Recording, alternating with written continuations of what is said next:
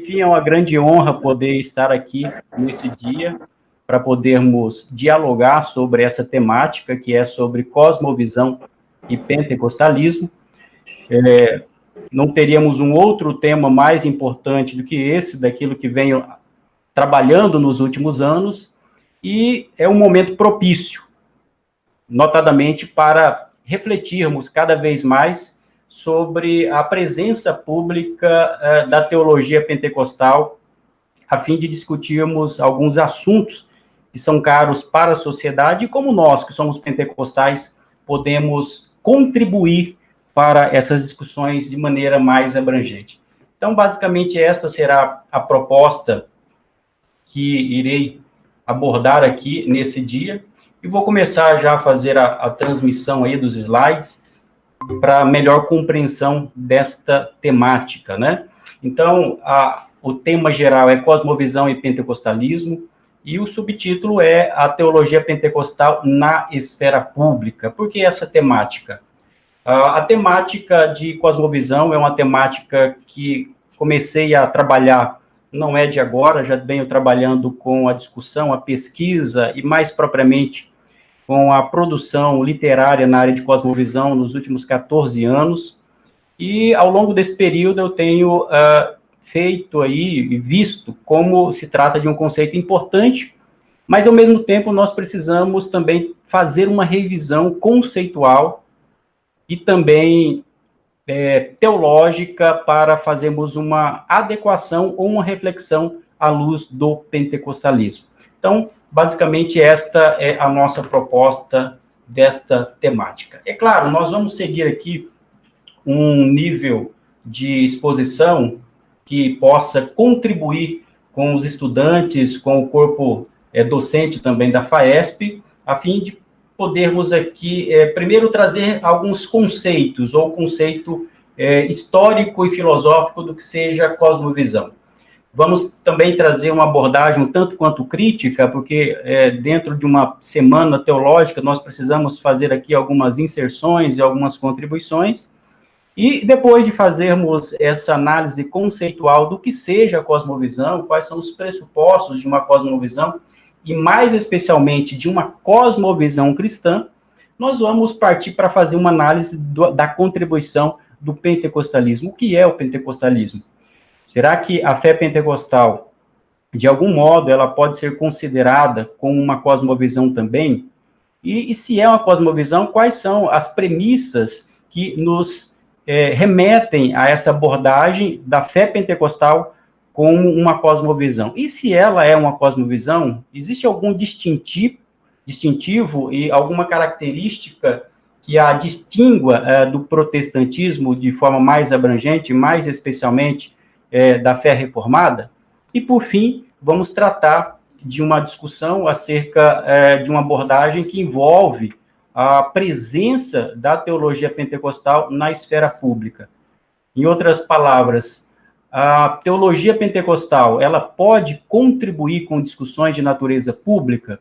Ou será que a teologia pentecostal, ela trata basicamente de questões doutrinárias, dogmáticas, e que dizem respeito à espiritualidade, à eclesiologia, e mais especialmente da pneumatologia, que é a doutrina do Espírito Santo? Então, é nesse curso que gostaria de refletir com vocês aqui, nesta noite, no tempo que temos. Primeiro, vamos começar com o conceito do que seja a cosmovisão. Existem aí vários conceitos que estão expostos em diversas obras, e é claro, aqui, o ponto inicial, a observação inicial que gostaria de fazer, é que a própria definição do que seja a cosmovisão, ela envolve uma discussão muito ampla. Tanto que o conceito de cosmovisão, ele é aplicado em várias áreas do conhecimento. Ele tem uma discussão histórica, ele está muito presente na discussão filosófica, tem uma discussão também de nível antropológico, até mesmo na psicologia. O próprio Freud, ele escreveu acerca de uma cosmovisão. Aliás, ele não aceitava a ideia da formação de uma cosmovisão, muito menos na psiquiatria, e também a própria discussão de cosmovisão, que mais recentemente ela nas últimas décadas, começou a ter uma abordagem dentro da perspectiva teológica. Então, a afirmação inicial que se coloca aqui é que, óbvio, dentro dessa exposição, desse tempo que nós temos para tratar do assunto, nós não poderíamos e não conseguiríamos abordar toda a extensão do conceito cosmovisão. Tanto assim, para nós percebermos como o conceito ele é amplo e pode ser aprofundado com o tempo, e eu indico aí algumas obras para que você possa aprofundar nessa temática. Um desses livros, para mim, o melhor livro que aborda a questão conceitual é esse livro do David Noble, que ele aborda a própria história do conceito. Ele faz um regresso histórico, fazendo uma análise dos principais expoentes filosóficos do conceito cosmovisional, e, por fim, ele vai fazer uma abordagem teológica à luz daquilo que os pensadores cristãos produziram. Então, só para nós percebermos que um livro somente abordou toda a conceituação do que seja cosmovisão. Um segundo livro, que é esse que está no canto, é o livro mais conhecido, que é o livro do James Sire, Dando Nome ao Elefante, que ele também vai tratar a cosmovisão como um conceito. Ele também vai abordar especialmente essa abordagem conceitual do que seja cosmovisão. O James Sire, ele tem um outro livro que é mais conhecido, que é O Universo ao Lado, que ele não vai abordar profundamente o conceito de cosmovisão. Ali ele vai apresentar um catálogo de diversas cosmovisões e as suas principais características. E, por fim, eu indico também esse livro aqui, um livro que tive a oportunidade de ser o coautor, que é Cosmovisão Cristã, Reflexões Ético-Contemporâneas a partir da teologia armínio-wesleyana, que foi editada pelo Vinícius Couto, e eu contribuo nesse livro com um capítulo falando sobre o cristianismo e a universidade. Então, aqui é exatamente para destacar que se trata de um conceito amplo, mas em linhas gerais, para nós iniciarmos aqui a nossa reflexão nessa semana teológica, a ideia de cosmovisão é uma tradução de uma palavra alemã, que é a Weltanschauung, que significa nada mais, nada menos do que modo ou a forma de olhar o mundo. É um ponto de vista, é uma concepção do próprio mundo. É por isso que geralmente se utiliza a própria imagem ou de um olho ou de uma lente que possa identificar a maneira pelo qual uma pessoa ela filtra toda a realidade a partir de um determinado princípio, a partir de um determinado vetor, e a partir desse princípio ele vai conceber a própria existência, o próprio universo, a própria condição da vida humana. É claro que se trata aqui de um conceito inicial, tanto assim que ele vai ser aprimorado. Nós teremos várias perspectivas na própria filosofia, como um dos primeiros a utilizar essa expressão, o próprio filósofo Immanuel Kant, que vai utilizar essa expressão. Depois nós temos uma abordagem que outros filósofos também vão dar, como o Dilthey, o próprio Nietzsche vai destacar esse ponto, o Edmund Husserl, e, por fim, nós temos filósofos até na área do pensamento científico, como Thomas Kuhn, que vai abordar essa questão de cosmovisão. Enfim, trata-se de um conceito bem abrangente que nós poderíamos aqui gastar um bom tempo somente para tratar da questão conceitual. Mas como o nosso foco é sermos bem objetivos, nós queremos ir direto ao ponto. De maneira bem objetiva, a questão da cosmovisão, como já disse, ele identifica um aspecto central de maneira que uma pessoa possa compreender toda a realidade. Isso gera, na mentalidade da pessoa, um conjunto de crenças, um conjunto de pressupostos que vão ser responsáveis por com que aquela pessoa responda às grandes questões da vida. É por isso que se afirma que o propósito central de uma cosmovisão, quando nós temos uma cosmovisão que ela se propõe responder às grandes questões da vida, ela vai exatamente tratar nos grandes questionamentos, nas grandes bases daquilo que o ser humano precisa para compreender a sua vida e a vida das outras pessoas em si. Por exemplo, qual que é a origem do universo, ou qual a origem do homem, da onde eu vim, quem eu sou, o aspecto da identidade, o que estou fazendo aqui, o aspecto do sentido da vida, o que aconteceu no mundo, qual a razão do sofrimento e para onde nós estamos indo. Em linhas gerais, o propósito de uma cosmovisão é tentar responder a essas grandes questões da vida humana. Mas aí, como isso se opera? Como se forma uma cosmovisão?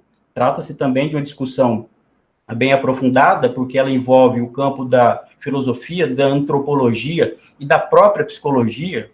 Hoje existe uma área da psicologia de pensadores que estão trabalhando essa questão da cosmovisão. Mas, em linhas gerais, se afirma que nós formamos a nossa cosmovisão, os nossos pressupostos centrais, a partir de dois elementos importantes. Inclusive, essa imagem que aí está, a imagem que o Vinícius Couto utiliza no livro dele, Cosmovisão Cristã. E existem dois elementos que ajudam a formatar as bases conceituais da cosmovisão de uma pessoa. Não somente a base da cosmovisão individual, porque existe uma cosmovisão individual, que é o nível subjetivo da pessoa, mas nós entendemos também que a cosmovisão, ela forma uma visão coletiva na medida em que ela estabelece alguns princípios, alguns dogmas, algumas crenças, algumas formas de viver que vão ser adotadas por várias pessoas. Isso forma diversas cosmovisões que existem no mundo. E a forma como uma cosmovisão pode ser utilizada, pode ser aprendida por uma determinada pessoa, ela se dá através da razão, através de raciocínio lógico, através de argumentos, ou seja, nós assumimos e acreditamos em algumas coisas porque são questões plausíveis e isso acaba nos convencendo quando nós ouvimos um determinado argumento da história, da própria ciência. Isso, de certo modo, acaba formando elementos que vão embasar a cosmovisão que nós iremos adotar. Então, em certo sentido, nós temos realmente a razão como um aspecto que ajuda a formatar uma cosmovisão, mas, ao mesmo tempo, nós temos também a própria experiência, a experiência de vida, a experiência religiosa. Também é um elemento que forma a nossa cosmovisão. Aliás, aqui está um ponto que é bem interessante, daqui a pouco nós vamos aprofundar um pouco mais esse tema, que é em que medida mais se contribui para a formação de uma cosmovisão? Seria a razão ou seria a própria experiência? Nesse momento eu não quero antecipar aqui, mas o fato é que a formação de uma cosmovisão, principalmente no nível individual, ela leva em consideração um aspecto racional, mas leva em consideração também a própria experiência. Imagine, na medida em que nós vamos avançando, nós vamos ficando mais velhos, obviamente que todos esses aspectos vão mudando a nossa perspectiva sobre a própria vida, sobre o modo como nós vivemos. Obviamente que a leitura, os argumentos, as leituras que nós fizemos contribuem para isso.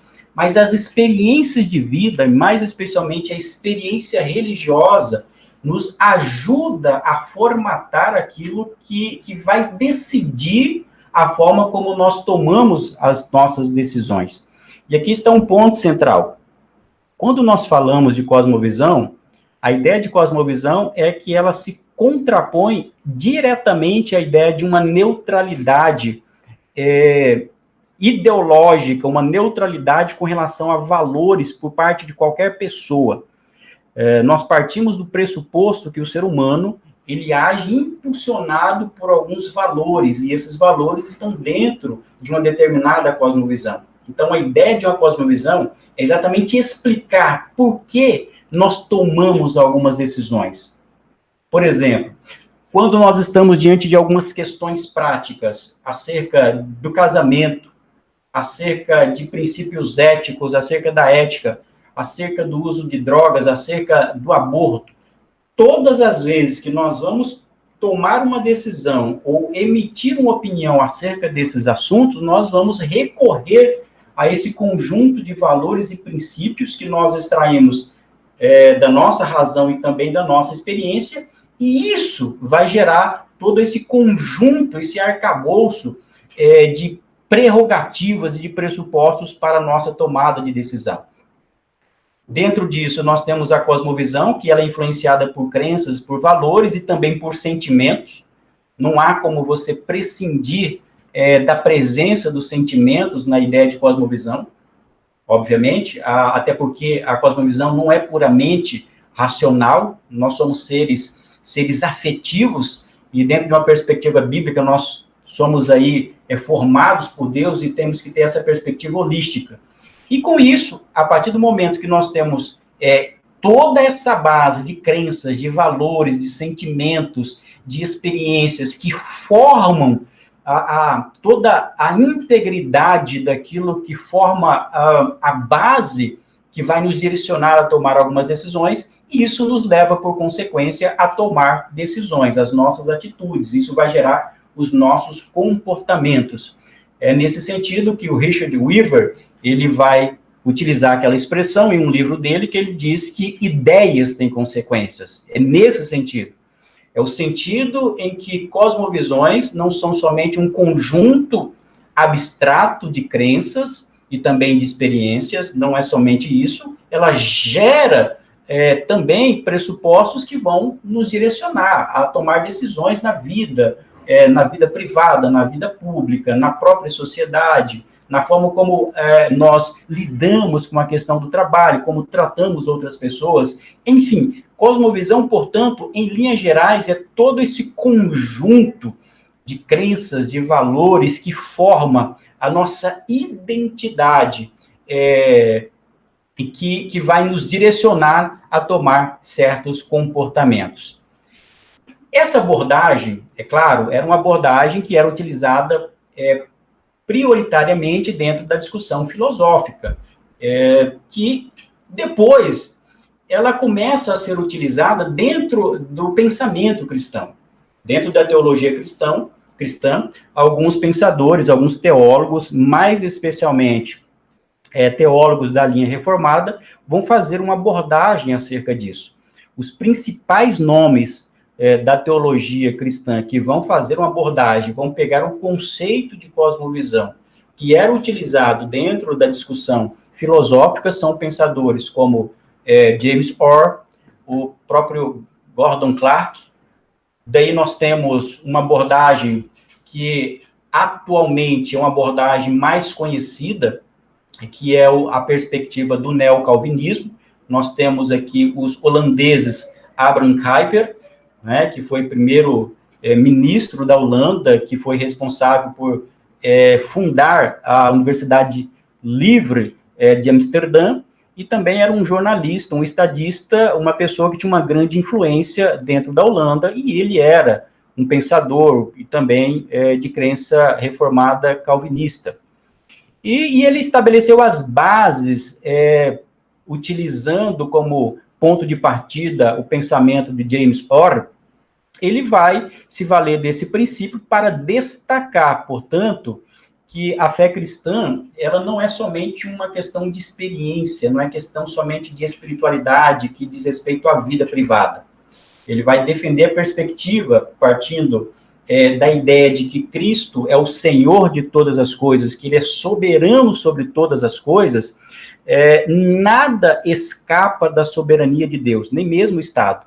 Então, ele vai destacar a imagem que é mais conhecida, em que Cristo está acima de todas as coisas, e abaixo dele nós temos a figura do Estado, nós temos a figura das demais instituições, nós temos a figura da própria igreja, nós temos a figura do sindicato. Todas essas entidades estão abaixo dessa soberania, que é a soberania de Cristo. Uma frase muito interessante, que é muito conhecida, do Abraham Kuyper, que é a frase que ele destaca da seguinte maneira, em que Cristo diz da seguinte maneira: não existe um único centímetro do universo sobre o qual Cristo não possa dizer é meu, porque ele parte de um pressuposto da soberania de Cristo sobre todas as demais instituições. Ora, se Cristo é soberano sobre todas as coisas, significa dizer que a fé cristã, o pensamento cristão, ele não está restrito somente a questões eminentemente religiosas. A fé cristã, ela pode contribuir em todas essas áreas.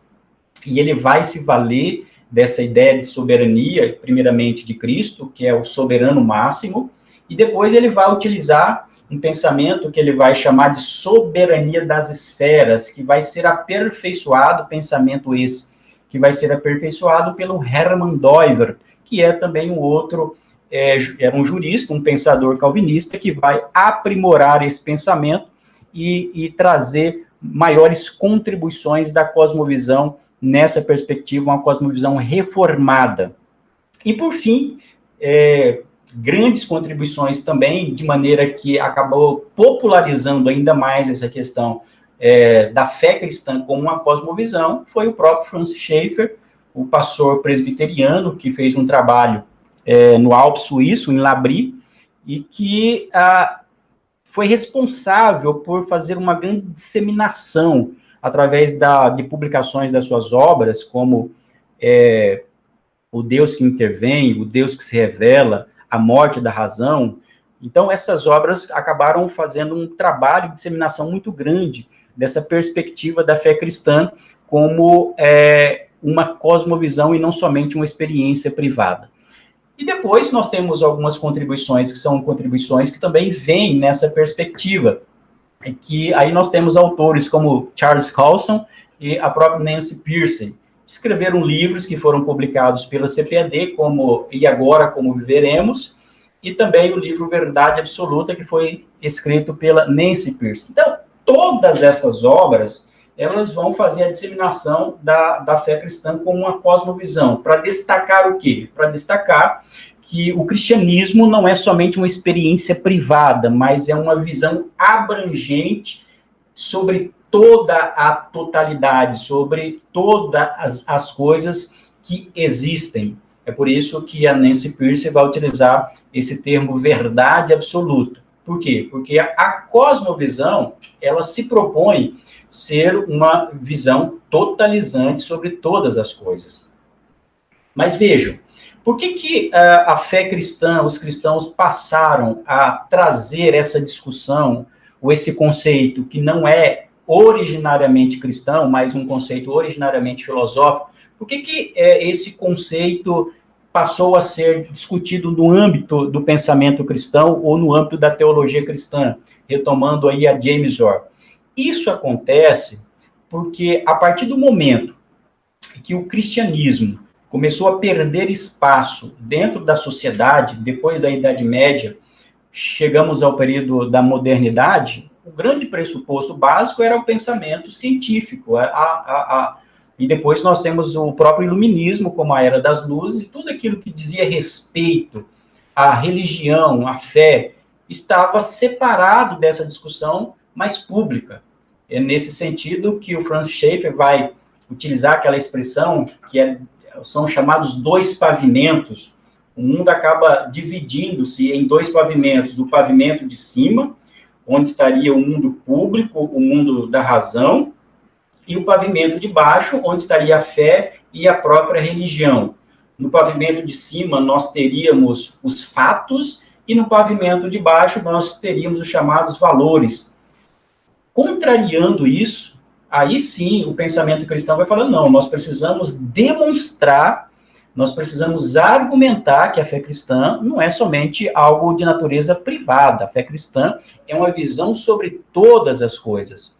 Então, esse conceito de cosmovisão aplicado à teologia cristã, ele vai surgir como para combater o modernismo e o secularismo que tentavam empurrar cada vez mais o cristianismo para a esfera privada. Então, foi nesse sentido que o termo passou a ser utilizado dentro da teologia cristã. E até aqui você tem percebido que a maior parte, a grande parte dessa discussão, ela se dá dentro da perspectiva reformada, que de onde vem a ideia do neocalvinismo, com essa perspectiva de contribuição na esfera pública. Nós sabemos que desde Calvino, o calvinismo ele sempre se propôs a pensar na esfera pública, nós sabemos disso, mas a partir do neocalvinismo nós temos uma discussão mais aprofundada. E é de conhecimento também que toda essa formação de uma cosmovisão reformada, a partir dessa perspectiva, ela se vale de 3 pressupostos essenciais que estruturam, por assim dizer, a cosmovisão cristã. São 3 pressupostos bíblicos, são eles: criação, a queda e a redenção. A criação explica de onde nós viemos, explica também o aspecto que dá dignidade, as liberdades para o ser humano e atribui valor e propósito ao ser humano. A queda, ela vai explicar o que há de errado com a sociedade, e não somente do ponto de vista espiritual, mas também do ponto de vista ético, cujos pressupostos vão também ser utilizados na área da pedagogia, na área da própria política. Um exemplo que nós podemos trazer das implicações desse pressuposto bíblico da queda é para a própria limitação do poder do ponto de vista do Estado e do ponto de vista das autoridades políticas.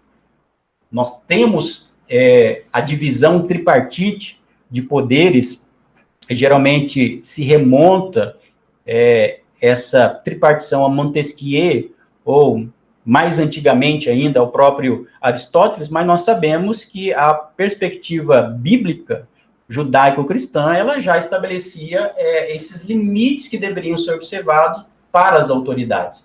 E, por fim, que é também uma concepção muito presente na perspectiva neocalvinista, na cosmovisão neocalvinista, é exatamente a perspectiva de redenção. E aqui se aplica a redenção, não somente a redenção da transformação individual de vida, da salvação da alma, mas também a ideia de redenção da própria cultura. Esse é um termo que vai ser muito utilizado dentro da perspectiva reformada, porque vai se utilizar o pressuposto segundo o qual os cristãos eles podem contribuir com as discussões de natureza pública e mudar a sociedade. Esse modelo, ele é um modelo que é também chamado de um modelo conversionista, porque ele muda as pessoas, mas ele também teria capacidade de mudar a própria estrutura social. É nesse sentido que o Charles Colson, ele faz uma afirmação, que foi uma afirmação que, logo no início, que eu o li pela primeira vez, esse texto, que é no livro E Agora Como Veremos, ele diz: o evangelho não se resume a João 3,16. Obviamente, o que ele queria dizer ali, que o evangelho, ele envolve salvação pessoal, regeneração, transformação espiritual de vida, fazendo-nos novas criaturas, mas, ao mesmo tempo, engloba todos os demais aspectos da sociedade, como a política, como a economia, como o direito, como as artes. Tanto que a perspectiva reformada vai ter uma contribuição muito grande. Nós temos alguns pensadores reformados, seguindo essa linha, que vão contribuir nessa esfera. Então, foi nesse panorama que nós tivemos a introdução do conceito de cosmovisão aplicado à perspectiva cristã.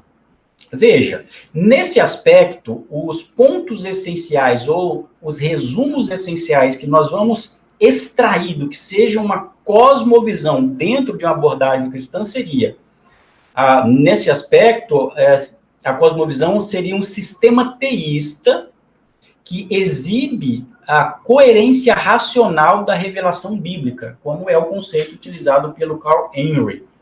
O David Noble, naquele livro que citei logo no início, que é o livro Cosmovisão, que é esse livro que aqui está, ele diz, a sua popularidade de quem? Da cosmovisão na perspectiva cristã, deve-se, em parte, à tentativa de fornecer uma explicação abrangente da realidade, que esteja enraizada na palavra de Deus. Então, o que esses teólogos cristãos buscavam fazer é explicar de maneira plausível, de maneira racional, como o mundo funciona a partir de uma perspectiva bíblica, a partir de uma perspectiva teísta. É por isso que quando o próprio James Sire ele vai catalogar as suas cosmovisões, ele vai colocar o teísmo como uma dessas cosmovisões. E o cristianismo ele estaria dentro dessa cosmovisão maior, que seria a cosmovisão teísta. Nesse ponto, qual que era a proposta? E estou aqui somente sumarizando essa regressão histórica. Esse conceito cosmovisional veio para oferecer, portanto, uma nova perspectiva sobre a natureza holística, as dimensões cósmicas e as aplicações universais da fé cristã. Como eu mencionei, em um momento que a fé cristã está sendo empurrada para a marginalidade social, em que se utiliza tão somente critérios de relevância pública, critérios de questões racionais da ciência, então, essa perspectiva cristã, ela busca apresentar uma alternativa para dizer, olha, nós temos plausibilidade, e isso vai ser apresentado em termos de cosmovisão. Bom, aí eu gostaria de sintetizar para destacar o seguinte. Nós podemos, a partir dessa compreensão da forma como se construiu o conceito de cosmovisão dentro da perspectiva cristã, nós podemos dizer que existem duas abordagens, duas formas de se compreender a cosmovisão na perspectiva cristã. A primeira delas é entender que a cosmovisão é, antes de tudo, um compromisso pré-teórico, ou seja, não é uma teoria. Não é uma teoria, é como eu vou utilizar o conceito do James Sire, é um compromisso, é uma asserção do coração, inicialmente, é uma orientação fundamental do coração. E uma segunda abordagem, que é utilizada também dentro da própria teologia cristã, é entender cosmovisão como uma forma de possibilitar o envolvimento do cristianismo com a cultura e com a esfera pública mais abrangente.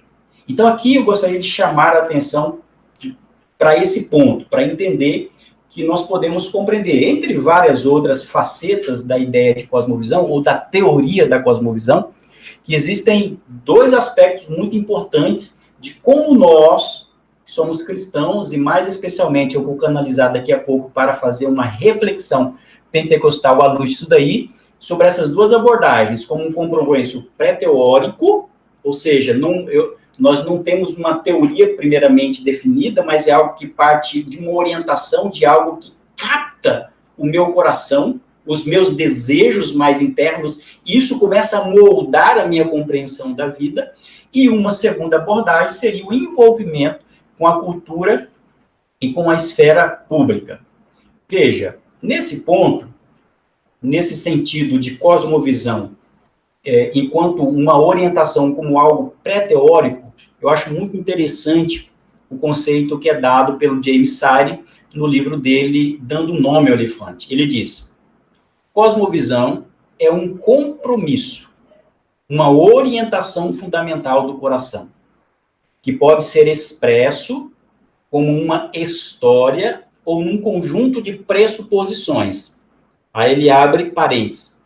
Suposições que podem ser verdadeiras, parcialmente verdadeiras ou totalmente falsas, que sustentamos consciente ou subconscientemente, consistente ou inconsistentemente, sobre a constituição básica da realidade e que fornece o fundamento no qual vivemos, nos movemos e existimos. Só esse conceito aqui daria margem para nós passarmos um bom tempo refletindo sobre cada uma dessas partes. Inclusive, o James Sire, nesse livro Dando Nome ao Elefante, ele vai fazer exatamente isso. Ele vai pegar cada uma dessas partes do conceito dele e vai destrinchar e vai explicar cada um desses aspectos. Mas o que eu quero chamar a atenção aqui é exatamente para essa afirmação do James Sire de que cosmovisão é um compromisso. É um compromisso, é uma orientação fundamental do coração. Ou seja, não é uma teoria inicialmente pronta, fechada e acabada. Não é uma teoria, não é algo que nós vemos a teoria formada enquanto sistema, mas é, antes de tudo, algo que capta o nosso coração. Veja, essa é a afirmação mais elementar que James Sire ele vai se valer. E aqui, depois de nós termos passado por uma verificação da concepção do que seja cosmovisão na perspectiva da teologia calvinista e reformada, é que nós começamos a fazer uma abordagem e trazer para a nossa concepção. Qual seria a nossa abordagem dentro de uma perspectiva pentecostal? Nós vamos entender a cosmovisão como um conjunto de crenças, como algo fechado, ou inicialmente como algo pré-teórico, como um compromisso fundamental do coração. Até porque a Bíblia vai utilizar esse elemento do coração como centro propulsor que vai nos dirigir para a tomada de decisão. Aqui está uma questão bem interessante. Ao fazer essa abordagem, e aqui eu chamo a atenção para isso, o James Smith, que é um teólogo, inclusive, que vem de uma linha neocalvinista, mas continuista e, portanto, carismático, ou seja, que acredita na atualidade dos dons. O James Smith, ele tem escrito algumas obras, e mais recentemente ele escreveu esse livro, Desejando o Reino, Culto, Cosmovisão e Formação Cultural, que ele faz uma crítica à ideia de cosmovisão no aspecto somente cerebral, no aspecto somente cognitivo. Olha só, ele utiliza primeiramente como recorte, somente para exemplificar, ele utiliza uma citação de um teólogo que é o Francis Bacon.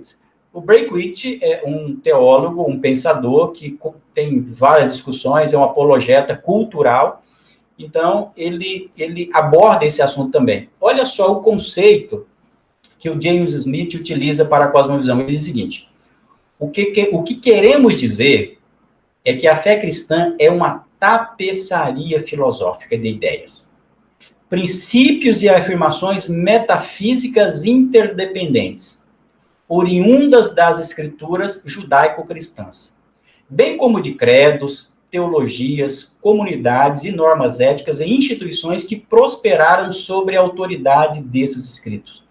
Ou seja, utilizando aqui o exemplo do Francis Bacon, não somente dele, mas de toda uma tradição que acaba seguindo essa perspectiva, ele entende a cosmovisão aqui no seu aspecto pedagógico, no seu aspecto de um conjunto fixo de crenças que poderiam identificar o que seria a cosmovisão cristã.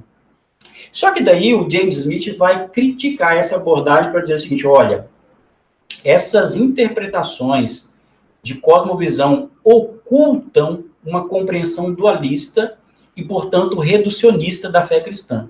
Ela reduz a fé cristã basicamente a um conjunto de ideias, princípios, afirmações e proposições conhecidas e nas quais se crê. Ou seja, James Smith está dizendo, olha, eu não posso, ao tentar apresentar a plausibilidade da fé cristã na esfera pública, a partir de valores bíblicos, eu não posso incorrer no mesmo erro que o positivismo, que o racionalismo fez, que é utilizar somente a razão, que é utilizar somente a conquista e a busca do cérebro humano. Ele fala, eu não posso concordar com isso. Então, o James Smith ele vai dizer, olha, esse é um livro bem interessante, e eu volto a destacar, ele foi criticado, tem sido criticado por essa abordagem, mas ele tem coragem para dizer isso, ele vai criticar essa análise, essa apresentação da cosmovisão em termos puramente racionalistas. Não que a razão não faça parte. O que o James Smith vai utilizar, ele vai destacar o seguinte: antes de ser um ser pensante, o homem, ele é um ser litúrgico, é um homo religioso. Antes de aprender alguma coisa cognitivamente, nós adoramos alguma coisa. Ou seja, nós somos captados inicialmente pelos nossos afetos, pelo nosso coração, em outras palavras, é o que ele vai dizer. Então, ele vai dizer, olha, essa abordagem da fé cristã como uma cosmovisão que se reduz somente a um conjunto de crenças, ela pode ser perigosa, porque, nesse sentido, nós estaremos colocando a fé cristã somente como um sistema a mais, ao lado dos sistemas filosóficos e ideológicos que aí estão na esfera pública. É nesse ponto que o próprio David Noble ele vai também tratar essa questão. Ele vai destacar, inclusive, a diferença no pensamento da ideia de cosmovisão que há entre o pensamento da teologia católica, da teologia ortodoxa, oriental, e também da perspectiva reformada. Ele vai dizer, há um perigo de que defensores da cosmovisão cristã cultivem um entusiasmo moderado pelos seus sistemas bíblicos, com potencial cultural e apologético, e se esqueçam do Deus que está atrás dele. Ou seja, a preocupação aqui do Noble e a preocupação do James Smith é que quando eu reduzo, eu restringo, sintetizo toda a dinâmica da fé cristã e do cristianismo, um conjunto de dogmas, a um mosaico de crenças e diz, aqui está a cosmovisão cristã, ele diz, é perigoso porque eu posso acabar me esquecendo do que é de mais importante, que é o próprio Deus, que embasa tudo isso daí. O James Smith, ele diz o seguinte, aquilo que eu destaquei, antes de ser seres pensantes, somos seres que adoram, somos seres litúrgicos. Antes de teorizarmos sobre a natureza de Deus, cantamos louvores a Ele. Antes de sistematizarmos a doutrina das duas naturezas de Cristo, recebemos o corpo de Cristo em Eucaristia. Ou seja, o aspecto experiencial, afetivo, ele vem primeiro, ele vem antes da ideia cognitiva. E aqui é muito interessante, principalmente para nós que pensamos do ponto de vista do que é fazer teologia, o que é fazer teologia, o que é ensinar as pessoas. Há muitos anos nós criticamos aquele tipo de educação que é meramente informativa, aquela ideia de repassar informações. Ora, isso é uma premissa básica, e essa é uma premissa realmente correta, mas nós precisamos tomar um cuidado também se nós não estamos utilizando essa ideia de fazer teologia simplesmente pela via informativa e não formativa, que atinge o ser humano na sua integralidade. O James Smith, ele diz também, sugiro que, em vez de pensar sobre a cosmovisão como conhecimento cristão específicos, deveríamos falar de um imaginário social cristão. Ou seja, ele vai se valer aqui do Charles Taylor, que utiliza essa expressão imaginário social, para destacar o seguinte, em vez de ser um aspecto cognitivo, é algo que diz respeito à compreensão afetiva do mundo. Ou seja, nós encaramos o mundo não somente através da nossa compreensão racional, mas aquilo que nos afeta também do ponto de vista experiencial, do ponto de vista afetivo, que constitui um entendimento especificamente cristão do mundo, está implícito nas práticas da adoração cristã. E aqui está o ponto. Vamos fazer uma análise, agora já caminhando, para nós fazermos uma ponte com a perspectiva pentecostal. Nós que somos pentecostais, qual que é o ponto essencial que nos captou? Como é que nós tivemos a experiência da nossa conversão? Foi algo que nos captou não inicialmente a mente, mas captou o nosso coração, captou o nosso espírito, nós somos tocados pelo Espírito Santo de Deus. A mente, depois nós vamos compreender como que nós explicamos todo esse conjunto de fatores. Mas, antes de tudo, nós começamos a compreender, a assumir essa cosmovisão a partir de um aspecto que diz respeito à nossa própria experiência.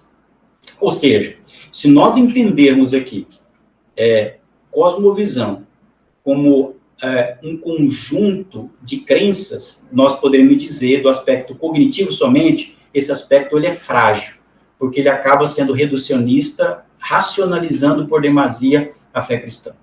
Agora, se nós entendemos que a cosmovisão é a orientação fundamental do coração, que é aquilo que nos impulsiona, que destaca que nós não somos neutros, e não existe pessoas neutras, mas como aquilo que nos impulsiona a ver, valorizar, agir, tomar decisões, aí sim nós podemos dizer que, de fato, isso pode ser utilizado para os propósitos da teologia pentecostal. Até porque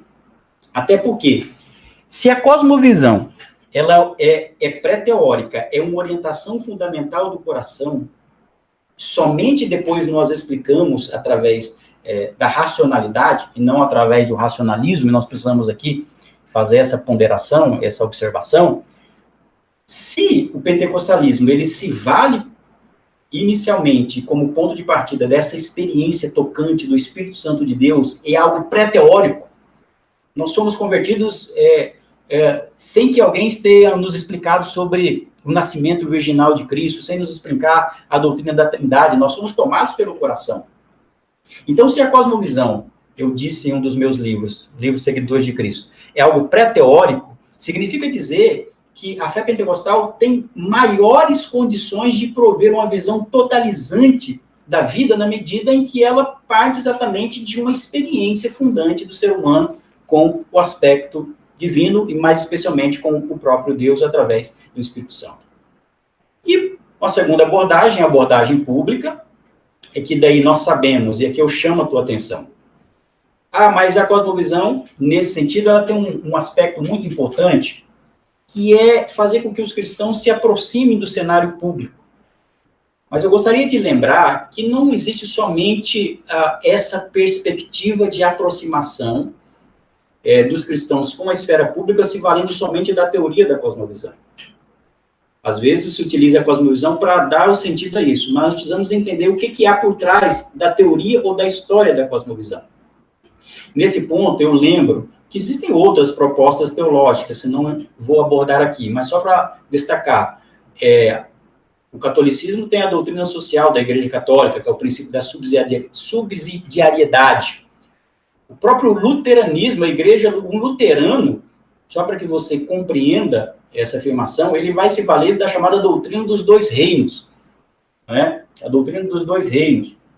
E nessa doutrina dos dois reinos, o luterano que segue fielmente a perspectiva, as crenças do luteranismo, ele não vai se valer da perspectiva da cosmovisão, mais especialmente da cosmovisão reformada. Nós temos aí sim o neocalvinismo, que se vale da soberania das esferas, que vai se valer da cosmovisão, e, por fim, o próprio pentecostalismo, que também pode prover uma visão mais abrangente da presença pública. Ou seja, o que eu quero dizer aqui, é que se nós queremos utilizar a definição, esse nome cosmovisão, para termos uma presença pública, para falar sobre política, sobre economia, sobre Estado, sobre todos esses aspectos, sobre direitos humanos, sobre esses aspectos que estão na sociedade, eu queria dizer e lembrar que não existe somente a perspectiva da cosmovisão. Se é um termo genérico, para esclarecer somente que o cristão pode enxergar todas as coisas a partir da Bíblia, ok. Agora nós precisamos ter como premissa a ideia, o que fundamenta essa linha teológica. Nesse ponto, eu tenho esse mapa aqui que extraí do livro do Timothy Keller, que é a Igreja Centrada. Não vou aqui aprofundar, mas só para demonstrar que são perspectivas teológicas que apresentam formas como o cristão pode encarar a conexão que há entre sagrado, aquilo que é sagrado, e aquilo que é chamado de secular. Como nós fazemos essa conexão? Existem várias perspectivas sobre isso. Aí nós temos o modelo dos dois reinos, que falei, da perspectiva luterana. Aí nós temos os modelos que propugnam uma relevância, como a própria teologia da libertação, os protestantes históricos. Aí nós temos o modelo transformacionista, e aqui está o ponto. Aí o neocalvinismo e essa perspectiva da cosmovisão reformada está nesse aspecto aqui, e aqui algumas críticas que podem ser feitas quando essa presença pública ela é muito radical, porque ela pode dar espaço a perspectiva teonomistas, ou seja, é a tentativa de ganhar a força ao espaço público sem que seja uma perspectiva, uma influência dialogal ou dialógica, por assim dizer. E temos também uma perspectiva que é o modelo contracultural, que vai ter um afastamento. Então, a ideia de cosmovisão na teologia como presença pública é somente uma das ideias, não é a única ideia. E o Timothy Keller, O Timothy Keller, que é um pastor presbiteriano, no livro dele, Igreja Centrada, ele mesmo vai fazer uma crítica a esse modelo de presença pública da fé cristã, que se vale desse modelo que é o modelo de cosmovisão. Ele diz: o conceito de cosmovisão é demasiado cognitivo. O modelo transformacionista, porque a ideia da cosmovisão é fazer esse processo de transformação, é fazer essa cristianização da sociedade. É marcado por uma depreciação da igreja, um foco excessivo na influência cultural. E eu chamo a sua atenção para isso. O modelo de cosmovisão acaba se preocupando em demasia com as discussões de natureza social e se esquece do aspecto individual da espiritualidade dessa transformação individual. Ou seja, desse contato, dessa vivacidade espiritual. O modelo transformacionista tem dado valor excessivo à política como um meio de mudar a cultura. Olha uma crítica que é feita pelo próprio Timothy Keller, que é um reformado, vale dizer. Ou seja, quando você encara a cosmovisão somente como uma ferramenta, um instrumento de influência pública, você pode correr o risco de querer se valer demais da política e deposita a própria esperança na política. Não é sem sentido. Não é sem sentido que a direita norte-americana, ela se vale muito desses pressupostos. E, por fim, o modelo transformacionista não reconhece os perigos do poder. Eu tenho mais, pelo menos, 10 minutos e gostaria de caminhar aqui para ter uma explicitação. Depois que nós tivemos uma visão panorâmica do que é cosmovisão, os contrapontos, enquanto orientação fundamental do coração, acredito que seja uma concepção correta, porque ninguém toma decisões em um vácuo existencial, mas fica aí essa observação acerca do aspecto eminentemente cognitivo e de que existem outras formas de nós compreendermos a presença pública da igreja, não necessariamente através da perspectiva que é a perspectiva cosmovisional e, mais especialmente, da cosmovisão reformada. Deixe-me fazer um contraponto. Essa perspectiva tem uma grande contribuição? Tem uma grande contribuição e nós precisamos reconhecer isso. Eu, particularmente, fui muito influenciado pela obra E Agora Como Veremos, as obras do Charles Colson, da Nancy Pearcey, através da literatura do Franz Schaeffer. Agora, como críticos que somos, pensadores, e olhando para a Bíblia Sagrada, que é a nossa regra de fé, e olhando mais especialmente para a nossa tradição pentecostal, nós precisamos ter essa capacidade de verificar aquilo que se adequa ou não se adequa à nossa tradição. E a pergunta que nós fazemos é: como é que nós podemos compreender o pentecostalismo? O que é o pentecostalismo? E o pentecostalismo, ele se relaciona com a cosmovisão? Há uma discussão, só para início de conversa, para nós entendermos o que é pentecostalismo. Os católicos, eles conseguem responder o que é o catolicismo a partir dos catecismos da Igreja Católica. A tradição reformada vai lá nas Institutas de Calvino, vai no Catecismo de Westminster e tem uma resposta para isso. Os luteranos vão lá nos escritos de Martinho Lutero, vão na Fórmula de Concórdia, vão na Confissão de Augsburg, para entender a tradição luterana. Mas nós sabemos que o pentecostalismo, a teologia pentecostal, não tem essa unicidade, tanto que o que caracteriza o pentecostalismo é exatamente essa pluralidade, essa vivacidade. Então, a própria definição do que seja o pentecostalismo é algo que tem enfrentado alguns desafios ao longo dos anos. Por quê? Porque nós podemos compreender o pentecostalismo sob várias perspectivas. Primeiro, o pentecostalismo é uma experiência espiritual, ninguém duvida disso. Nós entendemos a fé pentecostal a partir dessa experiência inicial, e a primeira e mais importante experiência que nós temos é a experiência da conversão. E depois a experiência dos dons do Espírito, batismo do Espírito Santo, os dons do Espírito Santo, de cura, de profecia. Mas, ao mesmo tempo, o pentecostalismo ele também é uma linha teológica, a partir de uma narrativa. Que narrativa que é essa? A narrativa bíblica e também a narrativa dos títulos ou dos ofícios de Cristo, que eu vou apresentar logo na sequência. Mas, eu acho interessante que, dentro dessa perspectiva, o Wolfgang Wundt, que é um teólogo pentecostal, ele diz: os pentecostais não têm uma teologia, eles têm vivido uma teologia. É claro que o von dele não está dizendo aqui, de maneira absoluta e peremptória, que nós não temos produzido teologia. Ele está fazendo uma inversão, só para destacar que, sim, nós temos uma teologia, mas mais do que ter algo fixo, conjunto de dogmas, nós temos vivido, nós damos valor a essa vivência. E, por fim, nós temos uma visão de mundo, podemos entender o pentecostalismo como uma visão de mundo também. Não nesses termos que acabei de dizer, numa perspectiva eminentemente reformada. Estou dizendo uma forma, como imaginário social. O Byron Klaus, ele diz o seguinte: a cosmovisão pentecostal reflete um modo de entender que abrange a realidade de todos os aspectos da vida, naturais e sobrenaturais. Assim, a profecia, a orientação divina, as visões, as curas e os demais milagres não são considerados exemplos estáticos daquilo que Cristo fazia. São realidades que continuamos a esperar nos dias de hoje. Realidades estas que permitem que sejam demonstradas a grandeza e glória de Deus. Então, ele está dizendo o seguinte: olha, o pentecostalismo é uma forma de compreender todas as coisas. Se eu acredito no sobrenatural, nos dons, olha que coisa interessante, isso molda o meu ser. Não é somente um compromisso de final de semana, uma cura na igreja, uma oração que eu faço. Não, isso direciona a minha concepção sobre todos os aspectos da vida. O James Smith, em um outro livro dele, que é Pensando em Línguas, ele diz o seguinte: ele sustenta que o pentecostalismo se alicerça em compromissos fundamentais pentecostais, que formam de maneira articulada uma cosmovisão pentecostal ou um imaginário social. Ou seja, o pentecostalismo, ele pode ser compreendido como uma visão totalizante da vida.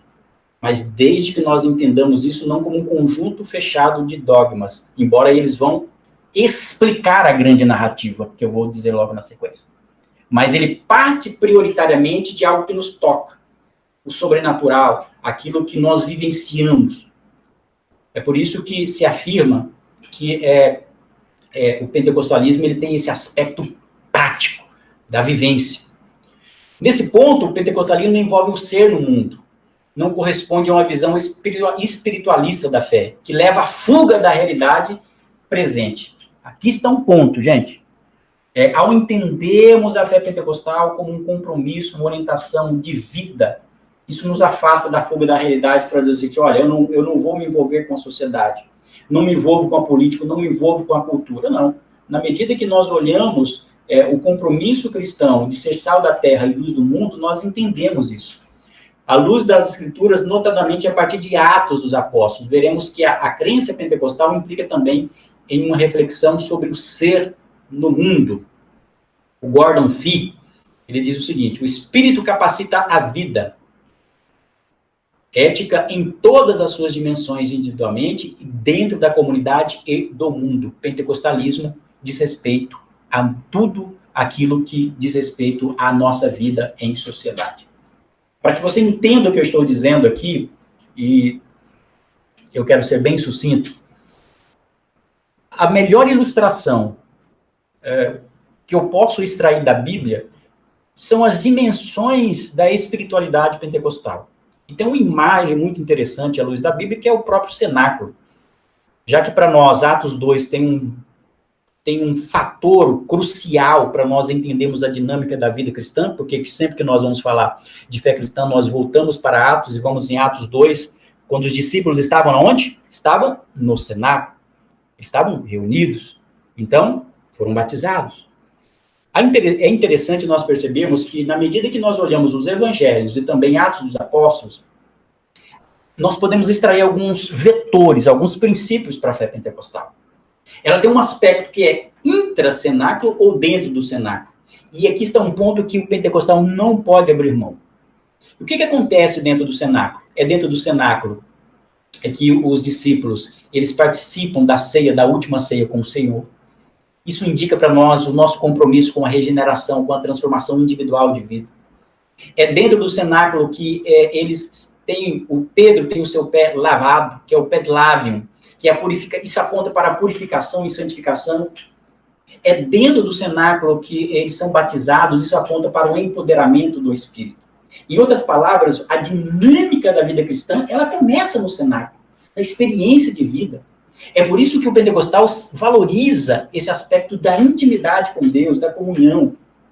Mas é interessante aqui é que, como diz um autor, da mesma forma, um autor chamado Miroslav Volf, que vou citar ele logo na sequência, quando nós olhamos para aquele exemplo do Sinai, quando Moisés estava com Deus, era um momento místico, aquele momento de contato com Deus. É a subida ao Sinai. Só que Moisés desceu do Sinai para entregar a lei e para organizar o povo, para liderar o povo. O mesmo acontece com a fé pentecostal. Nós temos aspectos importantíssimos dentro do cenáculo que estruturam a nossa espiritualidade. Mas não se restringe ao cenáculo. Envolve também um aspecto fora do cenáculo. E daí, fora do cenáculo, os discípulos vão pregar, vão dar um testemunho público, vão exercer a diaconia, não somente para a comunidade de fé, mas eles caem na graça do povo ali, e também para explicitar essa comunhão. Em outras palavras, o que estou apresentando aqui é que, a partir da perspectiva bíblica, nós vamos compreender que a espiritualidade pentecostal, ela envolve a dinâmica dentro do cenáculo, mas também a espiritualidade fora do cenáculo. Qual que é o ponto de equilíbrio aqui? O ponto de equilíbrio é que, se eu tenho espiritualidade somente dentro do cenáculo, eu tenho uma religiosidade simplesmente privada. Se eu tenho uma espiritualidade somente, uma perspectiva do evangelho somente fora do cenáculo, eu só tenho uma religião social. O ponto de equilíbrio na vida cristã é encontrar a dinâmica dentro do cenáculo e também fora do cenáculo. Como que nós fazemos isso? Nós vamos utilizar para nós compreendermos toda a realidade. Os reformados se valem da criação, da queda e da redenção, que são princípios muito importantes. Mas como que nós construímos a nossa identidade pentecostal? A partir da narrativa, dessas chamadas declarações doxológicas de que Jesus salva, batiza do Espírito Santo, santifica, cura e em breve voltará. Não tenho tempo de aprofundar aqui, mas essas declarações que não são somente declarações doutrinárias, mas são declarações doxológicas. Quando eu falo Jesus salva, eu não estou afirmando somente uma crença teológica. Eu estou falando algo que diz respeito a uma crença interna, é uma declaração devocional de adoração ao Senhor por aquilo que ele faz. E muitos autores pentecostais mais atuais estão pegando essas abordagens e demonstrando como pode se aplicar na esfera pública. Um dos exemplos é um autor malaio, teólogo pentecostal, mas que reside nos Estados Unidos, que é Amos Yong. Ele utiliza essas declarações para demonstrar como a fé cristã pode contribuir com a política. Pode contribuir sobre vários aspectos. Eu falo sobre isso no meu livro Entre a Fé e a Política. Nós podemos ter uma visão abrangente, pública, do pentecostalismo? Podemos. Isso porque muitos pentecostais já têm chegado, e nós temos demonstrado que o pentecostalismo ele envolve uma experiência particular de vida. Mas nós temos esses exemplos aí. Os últimos 2 ganhadores de prêmio Nobel, tanto em 2019 quanto em 2018, são cristãos e são cristãos pentecostais. Um que ajudou a reconciliação e a libertação de presos políticos ali na Eritreia, e o outro, um médico que ajudou ali na República do Congo para acabar com os problemas, né, com relação, ou ajudar as vítimas de violência e abusos. Um outro exemplo que cito é esse livro do Miroslav Volf. Ele escreveu esse livro, Uma Fé Pública, como o cristão pode contribuir para o bem comum. Vale dizer, Miroslav Volf é um pentecostal. Cito outros pensadores que não temos obras traduzidas ainda, como o Nimi Waribó, que é um teólogo pentecostal nigeriano, que escreveu várias obras aí, sobre essa daí que não está traduzida, sobre o aspecto ético dentro de uma perspectiva pentecostal, o princípio pentecostal, que fala sobre uma metodologia pneumática da ética para políticas públicas em comunidades pluralistas que são abertas ao Espírito de Deus, o princípio da excelência, que vai ter uma aplicação política e econômica, enfim.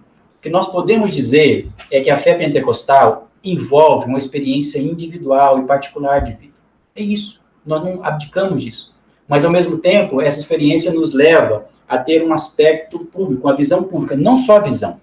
E aqui eu gostaria de finalizar com essa ilustração para você. Eu entendo que nós podemos utilizar o conceito de cosmovisão porque ele explica alguma coisa, que é essa visão sobre a realidade. Mas se você fizer uma análise crítica do que seja cosmovisão, a própria imagem, cosmovisão, ela é imperfeita. Porque aquilo que é cosmovisão é como uma lente que está fora de mim. Ora, a fé cristã não está fora de mim, está em mim. É por isso que eu entendo que a melhor maneira de nós nos referirmos ao cristianismo, a uma fé que engloba todas as coisas, que o meu pensamento é direcionado pelas coisas de Deus, é uma expressão bíblica, que é a expressão ter a mente de Cristo. Ter a mente de Cristo envolve ver, pensar e decidir como Cristo decidiria. E para finalizar, eu leio aqui uma passagem que está em Atos, capítulo 17, versículo 27 e 28. Paulo fazendo aquele discurso lá no Areópago, ele diz: para que eles buscassem ao Senhor, se talvez palpando possam achá-lo, ainda que ele não está longe de cada um de nós. Aí ele diz no versículo 28, porque nele vivemos, nos movemos e existimos. Como também alguns dos vossos poetas têm dito, porque também somos sua descendência. O que Paulo está dizendo aqui? Em Deus nós vivemos vida. Em Deus nos movemos, ou seja, realizamos, praticamos as coisas. E existimos, tem um aspecto existencial aqui, parece uma redundância. Mas Paulo está dizendo aqui que toda a nossa vida, não somente o aspecto religioso, intra-igreja, mas toda a nossa concepção, a partir da soberania de Cristo sobre nós, sobre a nossa vida, influenciada pelo Espírito Santo de Deus, a fé pentecostal pode contribuir com essas discussões de natureza pública. Quero agradecer, aí está o meu contato, das redes sociais. Muitos desses temas eu tenho tratado nos últimos anos, publicando como nós podemos contribuir nessa área, como o livro que publiquei, o livro O Cristão Universidade, Entre a Fé e a Política, e outras obras que tenho tratado. Que Deus abençoe a todos, no nome de Jesus. Passei alguns minutos, mas espero ter estado à altura aqui para transmitir a mensagem desse dia. Devolvo a direção para o diretor, pastor Elias Torralbo, ou a quem fizer as vezes aí da faculdade FAESP.